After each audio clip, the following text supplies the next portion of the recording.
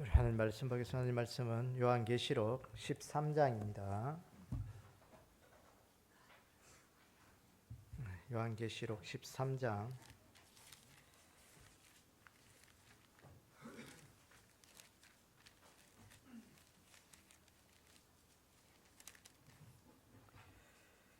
우리 11절부터 우리 18절까지 우리 함께 교독하도록 하겠습니다. 요한계시록 13장 11절부터 18절까지 함께 교독합니다. 내가 보매 또 다른 짐승이 땅에서 올라오니 어린 양같이 두 뿔이 있고 용처럼 말을 하더라.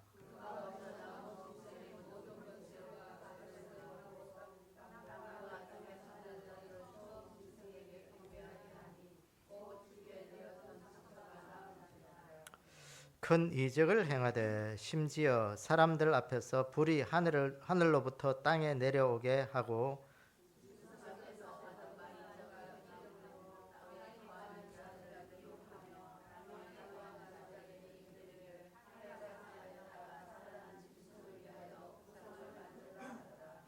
그가 권세를 받아 그 짐승의 우상에게 생기를 주어 그 짐승의 우상으로 말하게 하고 또 짐승의 우상에게 경배하지 아니하는 자는 몇이든지 다 죽이게 하더라.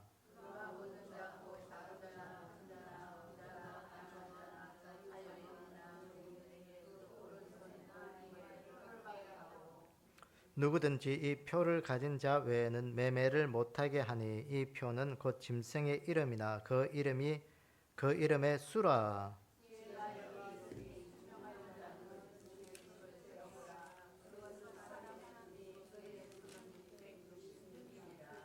아멘.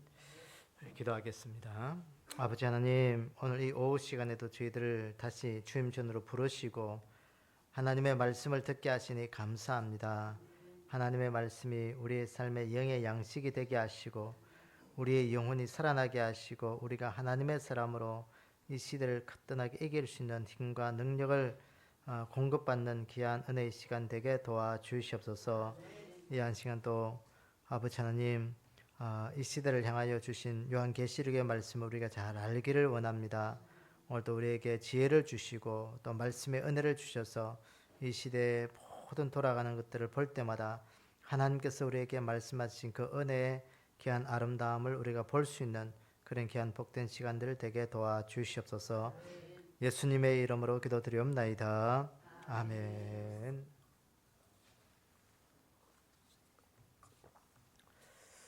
이번 제가 베트남 갔다 오면서 느낀 건 뭐냐면 베트남이 공산국가잖아요. 공산국가 어디든지 제가 지난번에 몇 년 전에 태국에도 이렇게 갔다 오면서 느낀 것이 뭐냐면 공산국가든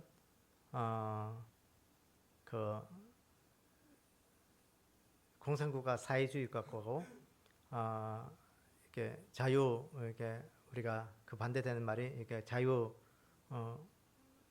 자유민주주의, 어쨌든 이거는 나라가 부강해지려면 뭐 공산국가도 아니고 또 자유민주주의도 아니고 어떤 나라가 부강해지냐면요, 부정부패가 없는 나라가 부강한 나라가 되는 거예요.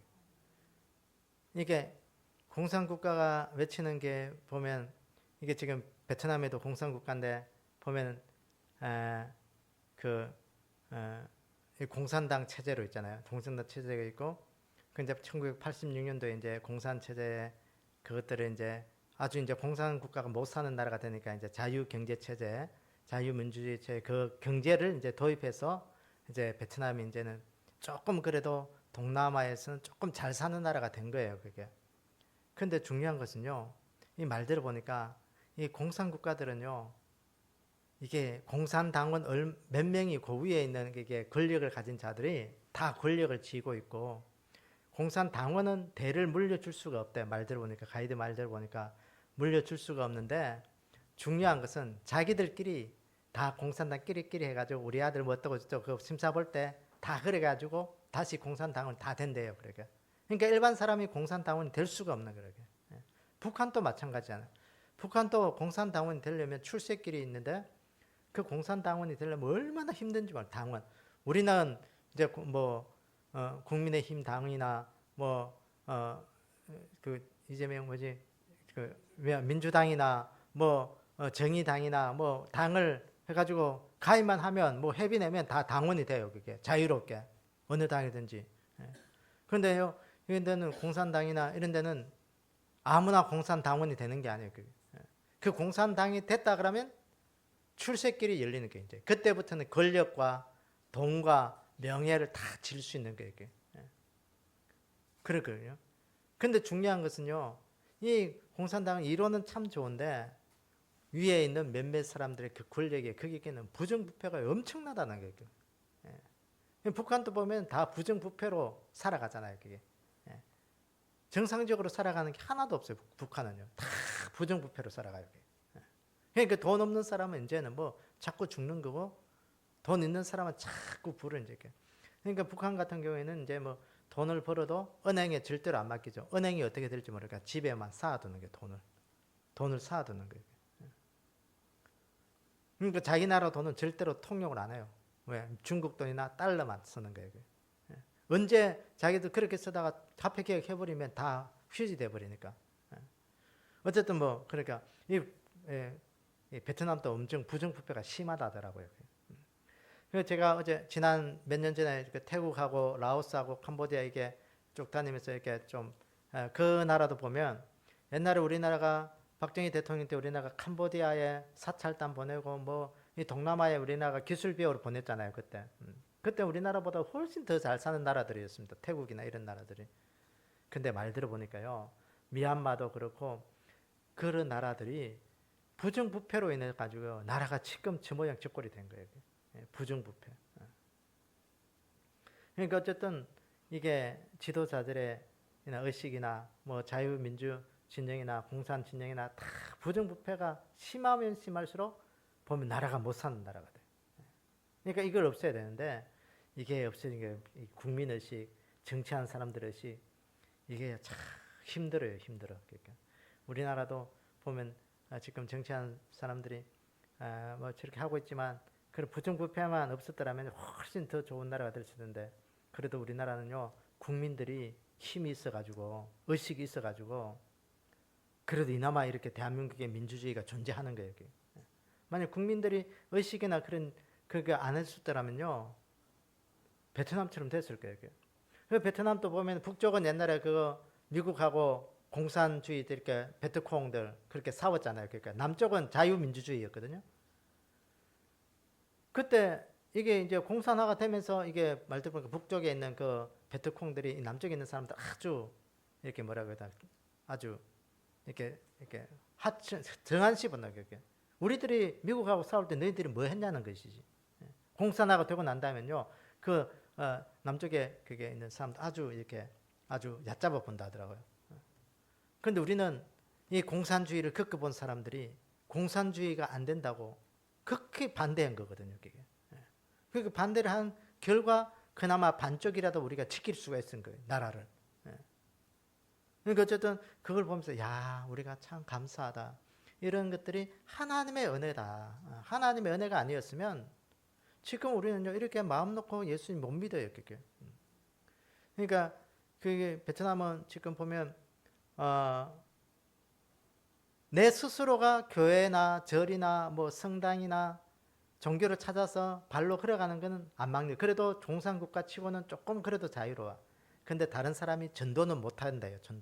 전도하다가 바로 잡히면, 그러니까 외국인이든 자국인이든 전도는 절대로 안 된대. 그러니까 힘든 거예요.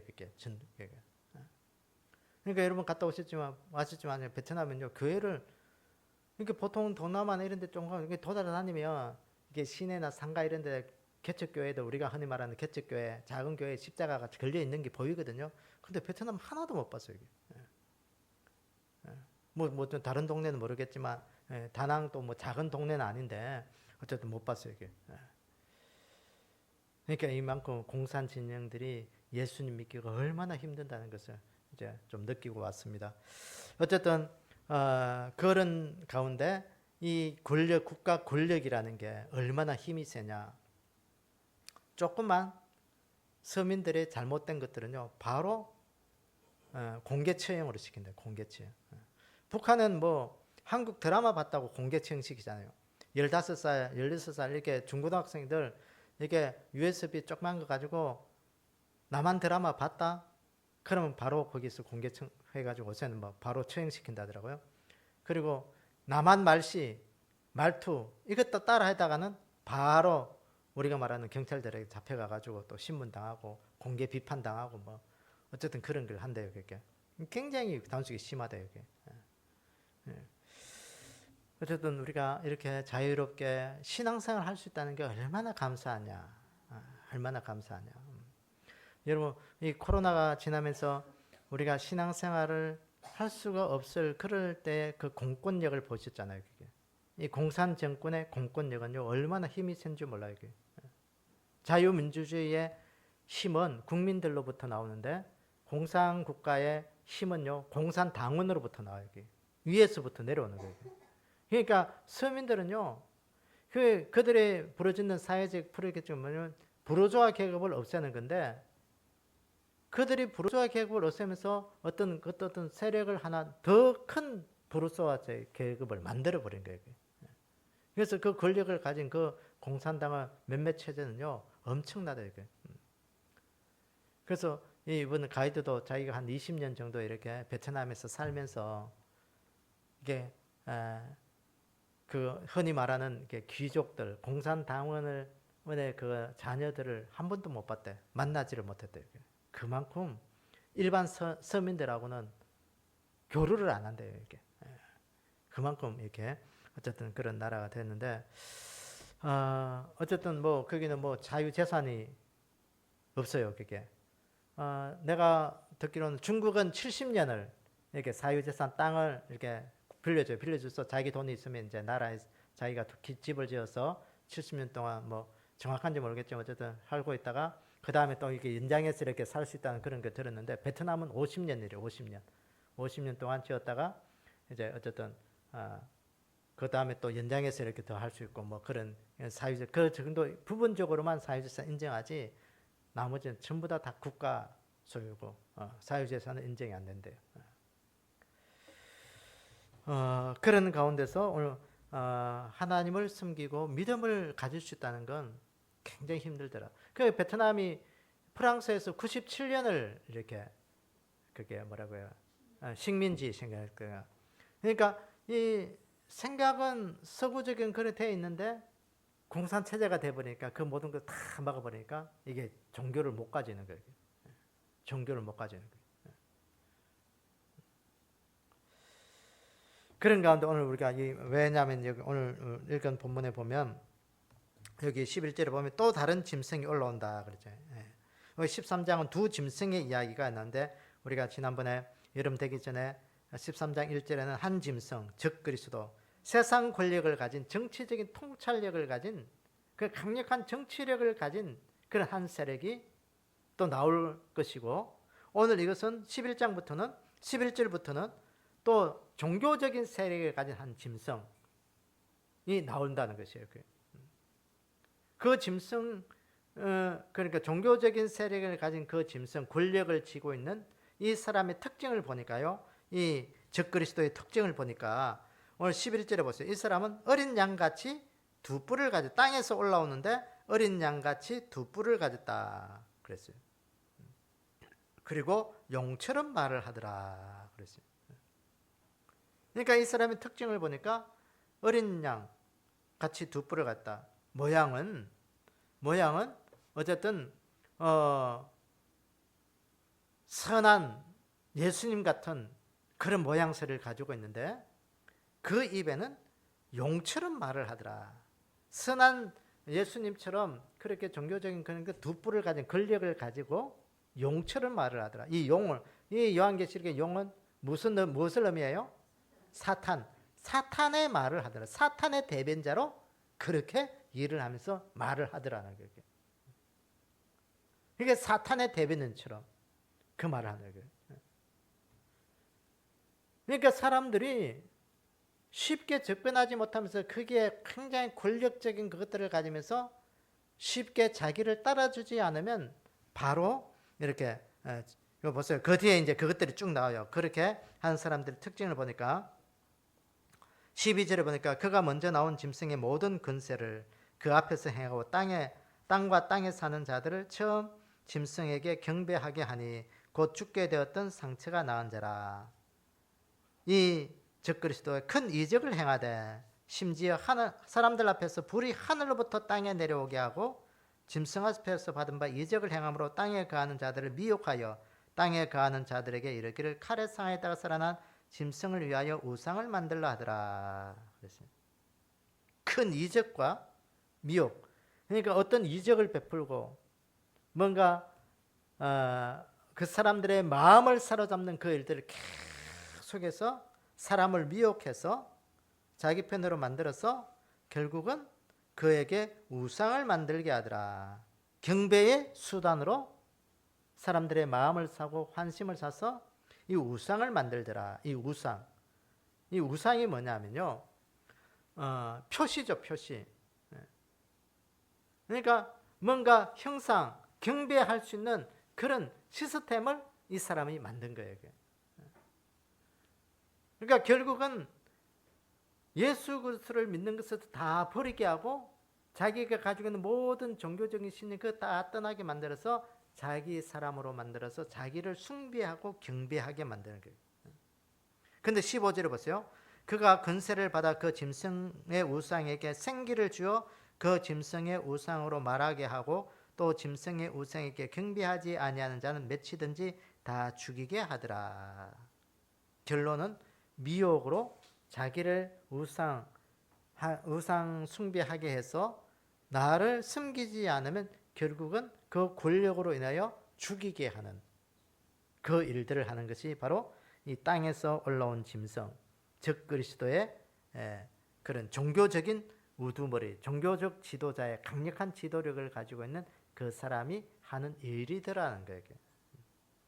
그래서 오늘 이 13장은 두 적그리스도의 세력, 한 세력은 정치적인 큰 세력을 가진 정치적 세력, 또 한 세력은 종교적인 세력을 가진 어떤 한 그런 두 사람의 세력이 나타나서 이 종교적인 세력을 가진 자는 이 정치적인 세력을 가지고 등에 업고 사람들을 미혹해서 큰 권력을 가지고 사람들을 우상 숭배하게 만들어서 자기를 받들게 하나님처럼 그렇게 숨기게 만들더라는 거예요. 그래서 그렇게 하지 않으면 다 어떻게 그 사람들을 어떻게 한다? 죽이게 하더라 그랬어요. 우리가 21세기에 들어오면서 이게 시대가 이렇게 물과 기름처럼 이렇게 쭉 나누어지는 그런 것들을 우리가 많이 경험하게 됩니다. 21세기가 들어오면서 뭐가 많이 바뀌었을까요? 뭐 여러 가지로 이야기할 수 있지만 아날로그 시대와 디지털 시대로 나누는 것이 바로 이 21세기의 경계선입니다. 이 아날로그는 모든 것들이 사람의 손으로 조작하고 사람의 손으로 이렇게 움직이는 거잖아요. 그게. 디지털은 뭐예요? 기계로 움직이는 거예요. 기계로. 그 지금은 디지털이에요. 그게. 아날로그식에 걸려 있으면 아주 이게 좀 뭐라고 할까 구시대 이렇게 사는 사람 같고 뭐 좀 우리가 이상해. 근데 시계도 보면 요새 다 디지털에 돼 있어. 어쨌든 디지털이 안 되는 게 없어요. 자동차도 요새는요. 자동차도 이제는 기계가 아니라 요새는 가전 제품입니다. 가전 제품. 왜냐하면 자동차도 이제는 반도체 칩이 안 들어가면요.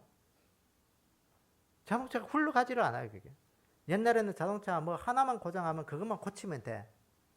근데 요새는 자동차 고장이 하나 났다. 이러면 어디가 고장 났는지 그걸 전자 기계 점검하듯이 그렇게 해야 돼요. 그래서 그거 하나만 고치면 되는 게 아니고 다 연관되어 있기 때문에 다 다른 것 다 모든 것 다 고쳐야 돼요. 그래서 이제는요. 전기차가 나오면서요. 이제는 옛날에 가지고 있던 자동차 정비 기술자들 이제는 앞으로 이제는 다 그게 이제 밥 굶어 죽게 생겼어요. 이렇게. 전기 자동차는 뭐 엔진오일도 안 갈고 갈 게 없어요. 이제 뭐 특별하게 할 게 없어요. 기계. 자동차 손볼 게 없어요. 기계가 아니고 그냥 하나 전기로 하면 동력만 일으키면 바퀴에 대면 그 굴러 가는 거예요. 그렇기 때문에 자동 옛날처럼 뭐 이게 뭐 엔진이 어떻고 뭘 어떻고 그게 없어요. 그게 특별하게 기술적인 그건 요하지 않아요. 기술 고장 나면 그냥 컴퓨터 그 하듯이 기계 하나 딱 갖다 줘서 꼽아 놓으면 이게 어디가 고장 났다 이제 진단해 주는 거 그거 이제 바꾸는 거예요. 칩만 바꾸면 돼. 그게 디지털이에요. 그게. 이 디지털화가 되면서요. 사람들이 모든 사람들이 이제 통제화시키고 특히 코로나 되면서 여러분들이 그 사람들의 통제 속에 있는 것을 봤잖아요. 여러분들이 어디 가서 뭘 하고 있는지 알려면요. 다 알 수 있는 그런 시대가 돼버렸잖아요. 지금도 마찬가지예요. 중국은요. 우리나라보다도 길거리에 CCTV가 엄청 더 많아요. 그게. 그래서 그 사람들을 인식으로 딱 해놓고요. 그 사람이 어디서 뭘 하는지 다 알 수 있어요. 그 교회 가는 것까지 다 통제해버렸어요. 그 지금 중국은요. 선교사들을 추방하면서 교회들 하나하나 다 없어졌어요. 그러면서 절대로 교회 못 가게 만들어요. 종교. 그래서 중국에 있던 그 선교사들이 다 이제 그게 파면되면서 쫓겨나면서 다른 나라로 다 갔거든요. 이재천 선교사도 보면 우즈벡에서 지금 우리 인도에 있는 이재천 선교사 우즈벡에서 하다가 쫓겨나가지고 지금 인도에 가 있고 대만에 있는 유덕종 선교사도 원래는 중국에서 있었는데 그 쫓겨나가서 대만으로 갔고요. 제가 알고 있는 미얀마 우리 동기 선교사 한 명도 보면 거기도 중국에 있다가 지금 미얀마 가 있고. 그러니까 이 공산국가들은요 다 지금 종교를 인정하지 않아요. 그러니까 지금 몇몇 있는 그런 선교사님들을 이야기 들어보면 다 이제 신분을 속이고 있죠. 뭐 대학 교수로 가 있고 빵 만드는 기술자로 있고 그러면서 사람들을 접촉하면서 이제 선교하는데 어쨌든 이 디지털 세대가 되면서 사람들을 통제하기 시작해요. 그 정보의 모든 그 얼굴만 보면 다 거기가 돼 있으면서 이 사람 오늘 교회 갔다 왔다 안 갔다 왔다 알 수 있는 거예요. 그 범죄자들도 다 그걸로 잡아요. 이제 CCTV로. 그러니까 우리나라보다도요 중국이 지금 뭐 훨씬 과학 문명적으로 앞서 있습니다. 우리나라가 중국이 뭐 미개하다 못 산다 이렇게 생각하면 여러분들이 큰 오산이에요. 이게.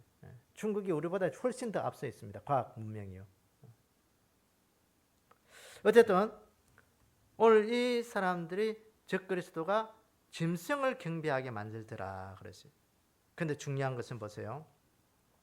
짐승을 경배하는 자들 오늘 여기 보세요. 13장 1절을 한번 보세요. 13장 1절에 보면 내가 보니 바다에서 한 짐승이 나오는데 뿔이 10이고 머리가 7이라 그 뿔에는 10 왕관들이 있고 그 머리에는 신성모독이라 하는 이름이 있더라 그랬어요.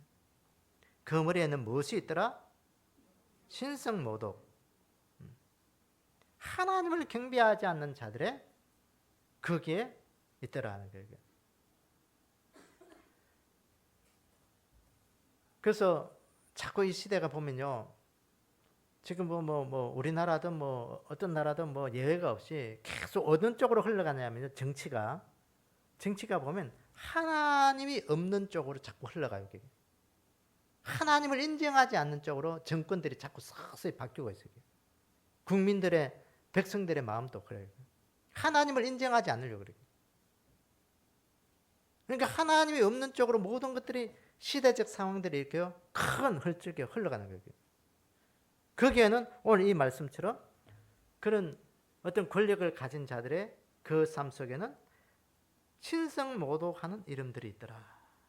하나님을 인정하지 않으려고 하고 하나님과 대치되는 그 삶을 계속 어떤 것들을 자꾸 펼치려고 하고 있다는 거예요. 그래서 어떤 우리나라의 극우 쪽에 뭐 우리나라든 다른 나라든 보면 좌파와 우파 뭐 계속 그런 논란들이 자꾸 많이 있는데 결국은 그거예요. 극우들은요 결국은 하나님을 인정하는 쪽으로 자꾸 이렇게 흘러가는 거고 극자가 될수록 하나님을 없애는 그런 쪽으로 자꾸 흘러가는 거예요. 그래서 미국도 보면 그렇잖아요. 그게 공화당과 민주당의 그 차이가 지금 그거예요. 그게. 그래도 트럼프가 보면요, 우리나라하고 조금 이제 반대를 하는데 이게 공화당 있는 트럼프가 미국은 우파잖아요. 우리는 이제 이게 민주당이 이제 좌파인데 어쨌든 그들 보면 그 트럼프가 보면 개인적인 그런 사법적인 리스크도 있고 여러 가지 보면 개인적으로 보면 아주 좀 윤리적인 이런 것들 보면 좀 지저분해. 지저분한데 미국 사람들이 트럼프를 인정하고 자꾸 그렇게 인기가 있고 그렇게 자꾸 택하는 이유가 뭐냐면요. 그래도 그나마 아직도 이 미국 속에 하나님을 인정하는 그런 우파들이 아직도 많이 있는 거예요. 그러니까 트럼프가 아직도 그렇게 세력을 이렇게 유지하고 있는 거예요.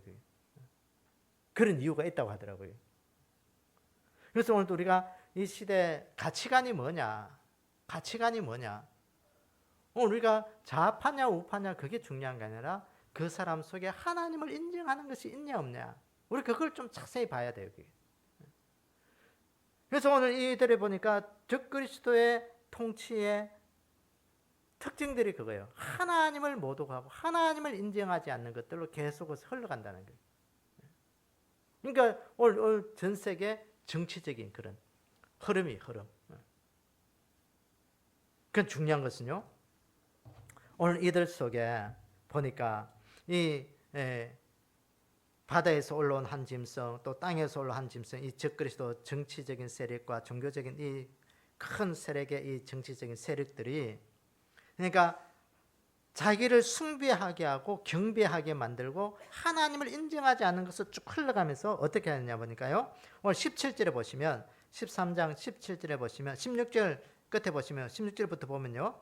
그가 모든 자 곧 작은 자나 큰 자나 부자나 가난한 자나 자유인이나 종들에게 그 오른손에나 이마에 표를 받게 하고 누구든지 이 표를 가진 자 외에는 매매를 못하게 하니 그랬어요. 표를 받게 하더라 그랬어요. 이런 디지털화된 기술력, 과학 기술력으로 인해서 오른손과 이마에 표를 받게 하더라. 여러분 표 받는 이 인 맞는 이 표를 우리가 인이라고 우리가 생각해 보면 자 보세요. 요한계시록 14장 우리가 한번 봅시다. 자 뒤에 가서 한 장 그 앞에 넘어가서 14장에 보면 인 맞는 이야기가 나오죠. 14만 4천 이마에 인친 자들 이야기. 그러니까 이 사탄의 역사는요. 하나님이 하신 역사와 비슷하게 자꾸 만들어요. 그게. 성령으로 14만 4천 하나님 앞에 그 하나님을 숨기는 거룩한 믿음의 사람들의 인친 그 작업과 동시에 이 하나님을 숨기지 않는 그런 자들, 하나님을 대적하는 자들 뭐냐? 이마와 오른손에 표를 받게 하더라. 그 표를 가지고 이 표 이것을 헬라어로 보니까 뭐 깎는다, 새긴다라는 그런 뜻이 있습니다. 옛날 노예들이 뭘 받았어요? 표를 받죠. 어디에? 불로 이마에다가 아니면 뭐 손등에다가 뭐 등에다가 이렇게 자기 내 것이라고 소유로 표시를 해요. 그게. 뭐 예를 들어서 뭐 내 종이면은 숫자로 이렇게 표시를 해놓든지, 아니면 자기 집안에 고유한 문양을 이렇게 새겨 놓든지 그렇게 해요. 그렇게 해서 어디를 도망가도 이 종은 내 것이라는 게 표시되면 잡아오는 거예요. 도망가도. 그러니까 오늘 여기에서 이 적그리스도가 하는 일이 뭐냐면 표를 받게 만들어요. 이 표를 가지고 뭘 하느냐? 이 표를 가지고 모든 경제 활동을 할 수 있도록 만든 거예요. 그러니까 요새 이 시대에 가 보면 여러분 이 신용카드 하나면 여러분들 어디를 가든지 다 모든 걸 다 할 수 있죠. 신용카드 한 장만 있으면요 내가 못할 게 없어. 경제생활 다 할 수 있고 다 있어요. 그 신용카드가 내가 지갑에 넣어놓고 다니든지 내 몸에 뭐 어쨌든 갖고 다니든지 안 가져다니면 나는 경제생활을 못해. 그런데 갖고 있어야 돼. 근데 갖고 내 몸에 그걸 만약에 지니게 되면 어디든지 나는 잊어버릴 염려도 없고 모든 것을 다 할 수 있어요. 근데 중요한 것은요, 그것이 내 몸속에 새기거나 그 칩을 열어버리면, 신용카드도 여러분 이게 명함 많은 종이지만 그게 제일 중요한 게 뭐예요? 그게 칩이잖아, 칩. 그 칩이 제일 중요한 거예요. 그 칩 때문에 그 안에 모든 정보가, 여러분들 정보가 다 있는 거예요. 그게. 그 칩을 내 손이나 이마에다가 한다 해봐요. 그러면 나는 그 신용카드 안 들고 다녀도 돼. 잊어버릴 염려도 없어. 지금 이 시대가 그런 시대가 되어버려요. 여러분 은행에 가면 다 여러분들의 본인 인정, 이제는 주민등록증이 이제는 여러분들 지갑에 없어도 돼요. 다 휴대폰에 넣어놓고 다니잖아. 앞으로는 휴대폰에 안 넣어도 돼요. 어디에? 다 신용카드에, 지금도 이제 그런 작업해요. 이제 은행의 신용카드에 하나만 그것만 인증만 되면 거기에 내 주민등록증이 다 들어있어요. 그게 다 들어있어서 그걸로 다 모든 게 이제 패스가 돼요. 이제 오늘 이게 666의 이 표, 누구든지 다 그렇게 옛날에 노예들이 이마나 손등에 표를 받듯이 그렇게 표를 받게 만들어서 이 표를 가지고 아직 있지 않으면 매매를 못하게 한다 그랬어요. 경제생활을 못하게 한다 그랬어요. 그래서 이게 어떤 형태인지 어떤 방식인지 지금은 확실하지 않아요. 옛날에는 그 80년대 중반에 우리가 바코드 나올 때 이것을 가지고 사람들이 난리였죠. 이것이 666이다, 아니다, 맞다, 알고 했고, 조금 지나니까 베리칩이 나왔고 여러 가지 나왔는데, 그게 이렇게 어쨌든 진화가 되면서 그랬는데, 지금은 어떤 방법인지 확실하지 않아. 근데 중요한 것은 이 사탄의 역사, 적그리스도가 그 일들을 한다는 거예요. 그 모든 것들을 지금은 과학적으로 다 할 수 있는 그런 기반이 돼 있어요. 그게.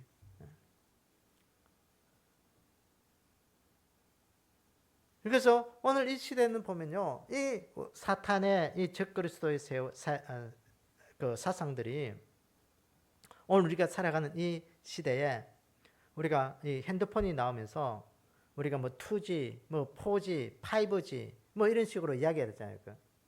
이 5G가 나오면서 시대가 되면서요, 모든 통신망과 모든 사물들이 사람과 사물들 네트워크를 만들어 가지고 이제는 그 통신망 속에 내가 다 들어가 있는 거예요. 이제 빠져나올 수가 없어요. 이제 우리는 이 시대를. 그 통신망 속에서 우리는 이제는 어떤 강력한 한 통치자의 수단, 그것을 다스리는 자만 나오면 우리는 그 안에 다 통제가 되는 거예요. 통제가. 그래서 여러분, 오늘 또 이러한 시대에 우리가 살아가면서 우리가 정신 차려야 될 일은 뭐냐? 우리가 오늘 또 짐승의 표를 받느냐 안 받느냐, 그것도 중요하지만 지금은 그것이 뭔지 우리는 잘 몰라. 그래서 우리가 혹시나 이러한 일이 있다면요, 어제는 이런 회사에서도 이렇게 사원증 안 주고 이렇게 다 이렇게 취입으로 하고 자기 지문 인식의 모든 것들을 다 이렇게 이어버려 가지고 그렇게 그 회사를 드나드는 그런 회사들도 있어요. 그게 내가 어디에 가는지 마음 먹고 회사 오너가 알려면요 다 알 수 있는 거예요. 그러니까 오늘 우리가 해야 될 일은 뭐냐? 믿음의 사람으로 오늘 우리가 이 짐승표 666 이걸 우리가 받느냐 안 받느냐 그것보다도 우리가 될 수 있으면 우리가 하나님 앞에서 내 삶 속에 하나님 앞에 내 믿음 지키기 위해서 뭐냐? 교회 공동체를 굳건하게 세우는 자가 돼야 돼요. 그래서 하나님 앞에 내려놓고 초대교회 성도들 보세요. 초대교회 성도들이 그 당시 예수 믿는다고 경제생활을 못했어요. 예수 믿는다고. 예수 믿으면 사람 취급을 안 했어요. 지금도 우리나라는 그래도 예수 믿으면 그래도 뭔가 이렇게 좀 대접해주고 우리 스스로가 좀 그래도 나는 예수 믿는다 이렇게 어깨 으쓱거리고 난 복받은 자를 하지만요, 아직도 예수 믿는다고요 말 끄집어내면 그 사람은 가족으로부터 우리가 호적 파버린다고 그러죠. 호적 파지해지고 마을에서 쫓겨나게 되고 학교도 못 다니고 어디 가도 사회생활을 못하는 나라가 지구상의 대부분이에요. 만약에 여러분들 삶 속에 그런 일이 있다면 예수 믿을 자신 있겠어요? 이게 아마 여기도 대부분 다 예수 안 믿으려고 할걸요. 내가 왜 예수 믿고 죽어서 천국 가는 것도 중요하지만 내가 왜 이렇게 해야 돼? 그런데 초대교회가 그랬다니까요. 예수 믿는다고 세상. 그래서 그들이 자꾸 하는 건 변방이잖아요.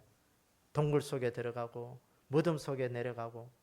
저 터키 가면 이제 갑바도기아라는 데 있거든요. 거기 갑바도기아. 여러분 이제 해외 질 났으니까 이제 한번 가봐요. 갑바도기아 터키 가면 그 갔다 오신 분들 보면 거기는 뭐 상상 이상으로 엄청나게 좋다. 그게 터키도 뭐 가면 볼 때 엄청 많은데 그게 꼭 관광지거든. 거기도 예수 안 믿는 자들도 가서 보면요, 우와 소리가 난대. 거기 엄청나대요. 거기는. 그러니까 그런데 들어가서 이제 다 사는 거예요. 이게 다 내려놓고 그러면서 교회 안에 공동체 생활을 하는 거예요. 이게. 그러면서 믿음 지키면서 하나님이 주신 그 사명 붙들고 오늘날 복음을 위해서 증거하면서 2000년이 지난 오늘 2024년도 9월 22일 이 시간에 우리가 예배 드리시는 그 일들을 만들어 놓은 거예요. 이제 앞으로는 우리가 그 일들을 해야 되는 거예요. 언제까지? 주님 오실 그날까지 믿음 지키고 교회 지키고 진리 지키고 우리 스스로가 교회 공동체 안에 끝까지 인내하면서 기다리면서 믿음 지키고 그 붙들면서 살아가는 자가 돼야 돼요.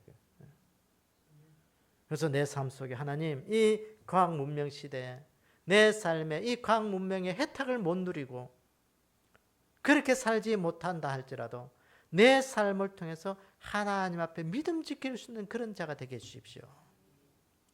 그것이 우리의 기도가 돼야 돼요. 항상 기도가 돼야 돼요. 아마 어른들은 이렇게 좀 상상 이상으로 여러분들의 삶 속에 이 과학 문명에서 조금 이제 아이고 디지털 이게 뭐 힘들어 죽겠어. 뭐 그거 모르면 뭐 가서 뭐 밥도 한 그릇 못 사 먹고 뭐 은행 가서 뭐 볼 일도 못 보고. 그 젊은이들은요 그거 없으면 또 생활을 못 해요. 그게 디지털적인 그런 디지털 아날로그적인 그런 거 만들어 놓으면요 이 과학 문명의 디지털 시대에 왜 이걸 해야 되냐고 또 원망불평이 있는 거예요. 그래서 오늘 우리의 삶 가운데 오늘 우리 인생 속에 세상이 변하고 사회가 변하고 모든 것들이 하나님을 섬기는 그 삶에서 이제는 점점 멀어질 거예요. 이게. 정치가 그렇고 경제가 그렇고 과학이 그렇고 교육이 그렇고 다 멀어져요. 이제 하나님을 인정하지 않으려고 하는 그런 시대에 오늘 우리 삶 속에 하나님 내 믿음 속에 믿음 지킬 수 있는 그런 힘을 주십시오. 그래서 이 시대를 바라볼 수 있는 믿음의 눈을 주시고 믿음 지켜서 오늘도 내가 이 시대 속에 사탄에게 끌리지 않고 하나님만 온전히 섬길 수 있는 그런 믿음을 가지게 해주십시오. 여러분 이게요 우리가 말로 하니까 지금 쉬울 것 같지만 힘들어요. 여러분 베트남 같은 우리 시대가 돼버린다면요 그 공권력이 얼마나 힘이 센지 공권력에 도전할 수가 없어요.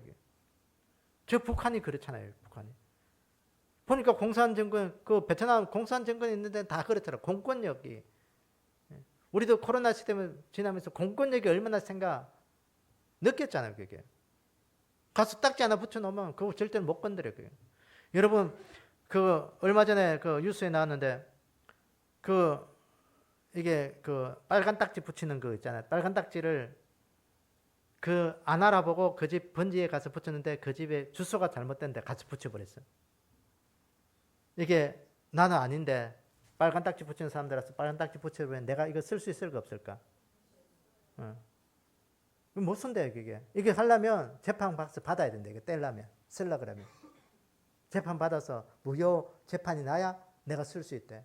나는 아무도 것도 안 하고 그런 사람 와서 했는데 떼보면 되지. 안 된대 그게.